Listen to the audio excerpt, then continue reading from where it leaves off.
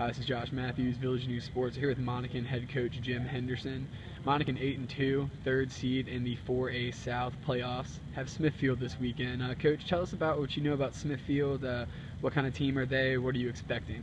They're a very athletic team. I mean, they fly to the football on defense, and then they throw it all over the place on offense. So we just got to try to match up and try to corral their talent, and just try to keep them under wraps. They're very high. They have potential of scoring a lot of points on offense. So we got to make sure we're really sound on that side of the ball. All right, so you talked about the front end of your schedule being pretty top-heavy this year. Talk about that and how that's going to prepare your kids for the playoff run. Oh yeah, I mean, the first game of the year was 18-13, a 6-point game or 5-point game, and then 2 weeks later against James River, we're down 7 in the fourth and come back and win that one by 7. And when we went against Manchester and Bird, we held our own for a half with those two teams, and just playing the tougher competition really got us ready and got us rolling for the back half, and we were able to keep it going. You guys are fairly balanced on offense. Is there one player, one person that you kind of came out of nowhere to step up and say, hey, this kid's really doing something? Well, come out of nowhere would be our freshman quarterback. He's really gotten better. As the years gone on, he came out the gates and threw 3 interceptions against the returning state champs. So it's kind of not to be expected, but he's going to struggle early.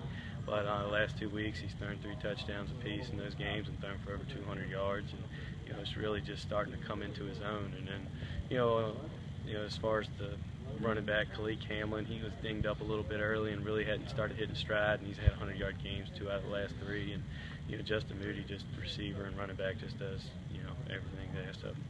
All right, so speaking of, you mentioned interceptions. Turnovers have been a problem for you guys at some points during the year. How much of a concern is that, and what have you guys kind of done to work on that? It's like I said, it's the quarterback's just, as far as the interceptions go, we think we can kind of corral a little bit of it with him and making better decisions with the ball, but we fumbled it quite a bit too, and it's just harping on it at practice and making sure that they understand that this is something that we can't do in the playoffs, and that we're not going to be playing for very long.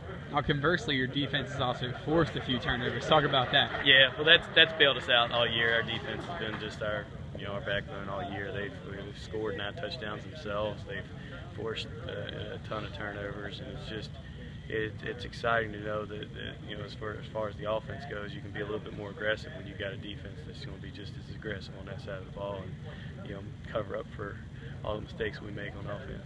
Right, and Monacan has one of the best football communities in the county. Like, they're out tailgating, they have a crazy fan section.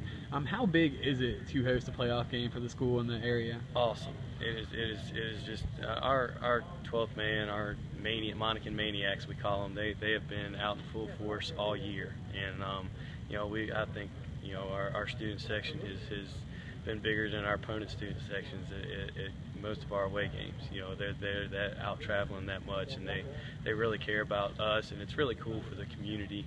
It's really good for the program and for the school that we're all in this together. All right, great. This has been an interview with Monacan head coach Jim Henderson. Monacan hosting their first home playoff game since 1988 this Friday against Smithfield.